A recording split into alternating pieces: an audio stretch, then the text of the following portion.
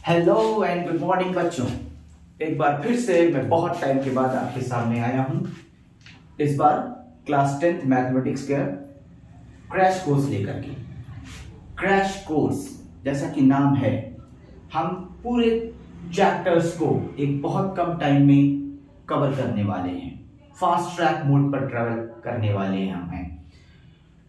तो class 10th का crash course start करने से पहले मैं एक बार चाहता हूं कि इसकी एक ब्लूप्रिंट, एक स्ट्रक्चर हम जाने कि हमें कम टाइम पे सब कुछ पढ़ना है, तो कैसे हम उस सारे टॉपिक, सारे चैप्टर्स को अच्छे से लेकर के चलेंगे, कहां पर कितना ज्यादा टाइम देना है, कितना कम टाइम देना है, ये सब हमें 70-75 डेज में सीखना है। तो सीबीएसई ने 23-24 सेशंस के लिए, जो फेब और मार्च में बोर्ड के एग्जाम्स होने वाले हैं 2024 में, उसने पूरे चैप्टर्स को एनसीईआरटी के 7 टॉपिक्स में, 7 यूनिट्स में इनफैक्ट कवर कर दिया है। अब वो 7 यूनिट्स हम देखते हैं क्या क्या है। तो जो फर्स्ट यूनिट है वो नंबर सिस्टम है। 9th क्लास में भी हमारा पहला नंबर सिस्टम था, यहां पर भी नंबर सिस्टम है, बट ये यूनिट का नाम है। जो चैप्टर इसके अंदर में आता है वो है रियल नंबर्स। रियल नंबर्स हम लास्ट ईयर भी पढ़ चुके हैं क्लास 9 में। What are real numbers, but यहां पर थोड़ा सा डिफरेंस आ गया है रियल नंबर में। जो ये कवर करेगा 6 मार्क्स। जो दूसरा यूनिट है वो है अलजेब्रा।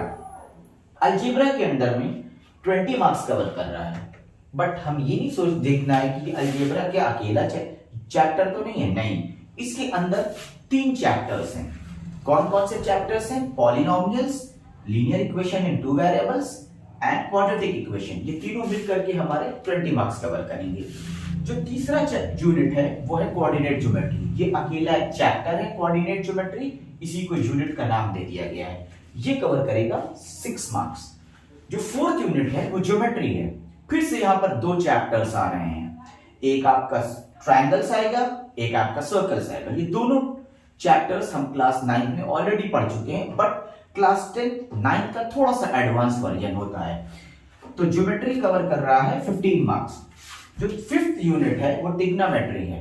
ट्रिग्नोमेट्री में फिर से 2 चैप्टर्स हैं, एक इंट्रोडक्शन टू ट्रिग्नोमेट्री, एक एप्लीकेशन ऑफ ट्रिग्नोमेट्री, जिसको हम हाइट एंड डिस्टेंस के नाम से भी जानते हैं। ये हमारा कवर कर रहा है 12 नंबर।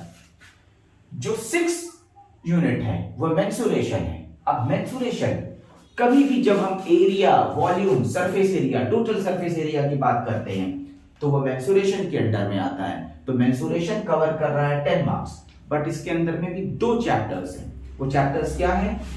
एक चैप्टर है आपका एरिया रिलेटेड टू सर्कल और एक surface area and volume. Area related to circle थोड़ा नया टॉपिक है, but surface area and volume हम ऑलरेडी क्लास 9 से पढ़ते हुए आ रहे हैं। जो लास्ट टॉपिक है स्टैटिस्टिक्स एंड प्रोबेबिलिटी यूनिट है, वो 11 मार्क्स कवर करेगा। और इसमें ये नहीं बताया सीबीएसई ने, सैंपल पेपर के थ्रू अब पता चल जाएगा हमें कि स्टैटिस्टिक्स कितना मार्क्स कवर करेगा, प्रोबेबिलिटी कितना मार्क्स कवर करेगा। बट यहां पर सीबीएसई ने ऐसा कोई बाइफर्केशन नहीं किया है कि अलग अलग ये कितना नंबर्स कवर करेगा। ये दोनों मिलाकर के एक यूनिट बनाई गई है, तो ये कवर कर रही है 11 मार्क्स। तो टोटल फिर से जैसा लास्ट हमेशा से होता आ रहा था, 80 मार्क्स का आपका मैथ का बोर्ड का पेपर आएगा।